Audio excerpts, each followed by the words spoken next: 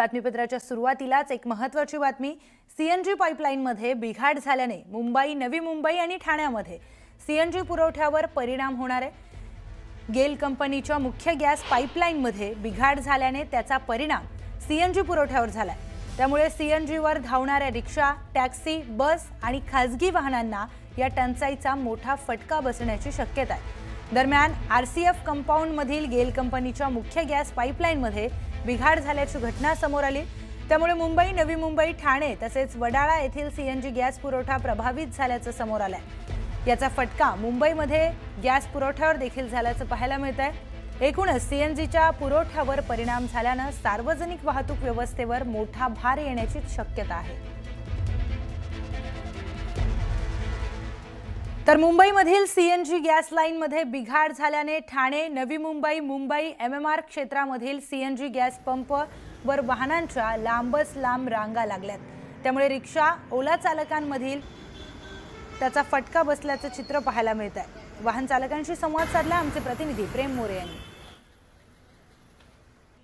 सकाळपासूनच सर्व ठाणे असेल, मुंबई असेल, नवी मुंबई असेल, सीएनजी पंपवर वाहनांच्या लांबच लांब रांगा लागलेल्या पाहायला मिळतात। सध्या मी ठाण्यातील माजीवाडा परिसरामध्ये आणि आपण जर माझ्या पाठीमागे पाहिलं तर मोठ्या प्रमाणात ओला असेल, टॅक्सी असतील किंवा रिक्षा असतील, त्यांच्या ज्या आहेत लांबच लांब वाहनांच्या रांगा लागलेल्या पाहायला मिळतात। कुठेतरी मुंबईमध्ये जे आहे गॅस, जी सीएनजी गॅस आहे त्या वाहिनीमध्ये बिघाड झाल्यामुळे मोठ्या प्रमाणात कालपासूनच मुंबई असेल, ठाणे असेल या ठिकाणी गॅस स्टेशनवर मोठ्या प्रमाणात वाहनांच्या लांबच लांब रांगा लागलेल्या पाहायला मिळतात। त्याचा त्रास कुठेतरी जो आहे आता वाहन चालकाबरोबर सर्वसामान्यांना सुद्धा होताना पाहायला मिळतोय। आपण जर ह्या ठिकाणी पाहिलं तर ठाणे असेल, मुंबई असेल, नवी मुंबई असेल, एमएमआर रिजन मधल्या बऱ्याचशा सीएनजी पंपवर हीच काहीशी परिस्थिती पाहायला मिळते। मोठ्या प्रमाणात जे आहे वाहनांच्या लांबच लांब रांगा प्रत्येक गॅस स्टेशन बाहेर लागलेल्या पाहायला मिळतात। आपल्यासोबत बोलण्यासाठी काही वाहन चालक देखील आहेत, आपण त्यांच्याकडनं सुद्धा जाणून घेणार आहोत की त्यांच्या किती वेळ झाला या ठिकाणी थांबले। दादा, किती वेळ थांबला, किती वेळापासून गॅस नाही, किती त्रास होतोय?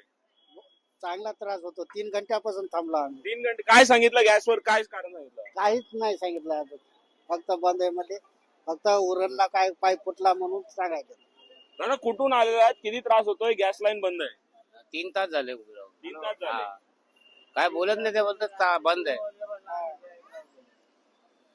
नक्कीच कुठेतरी जे आहे मोठ्या प्रमाणात वाहन चालकांना त्रास होतोय। बाबा, किती वाजल्यापासून इथे? 2 वाजल्यापासून आहे मी इथे। काय कारण सांगितलं? काय गॅस पंपच बंद केलाय, पडदे लावलेले आहेत, म्हणजे काय करणार।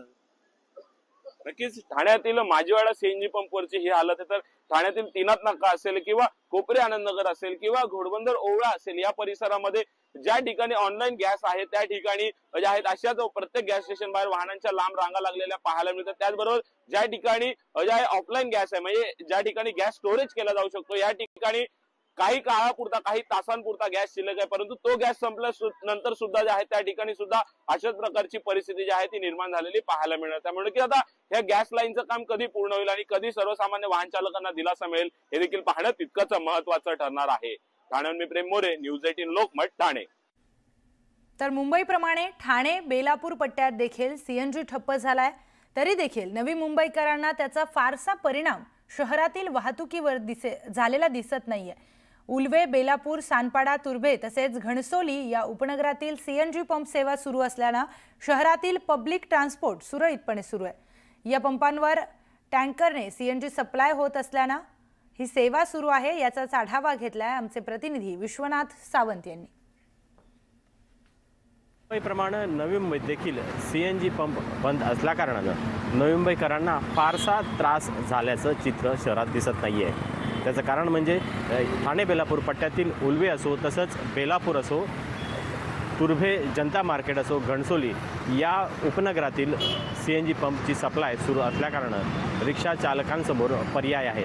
त्यामुळेच या शहरामध्ये सर्वसामान्य नवी मुंबईकरांना याचा त्रास झालेला दिसत नाही आहे। आपल्यासोबत रिक्षा चालक आहेत, त्यांच्याशी जाणून घ्या नेमकी परिस्थिती काय आहे ते। दादा, काय म्हणाल, काय शहरात एकूण परिस्थिती आहे? कसं आहे सर, महानगरपालिकेचे जे पंप आहेत ते चालू आहेत। लगभग घणसोली सेक्टर 26 किंवा आपला जनता मार्केटचा सेक्टर 5 सानपाड्याचा हे पंप चालू आहेत। पण आता जे HP जे आहेत ते सध्या बंद आहेत। एकूणच पाहता नवी मुंबईकरांना मोठा दिलासा म्हणावा लागेल, कारण नवी मुंबईकर सर्वसामान्य लोकांना इतर शहराच्या तुलनेत रेल्वे स्थानक गाठणं खूप सोयीचं आहे. त्यामुळेच इथले पब्लिक ट्रान्सपोर्ट सुरू असल्यानं नवी मुंबईकरांसाठी मोठा दिलासादायक म्हणावे लागेल बाब. विश्वनाथ सावंत, न्यूज 18 लोकमत, नवी मुंबई.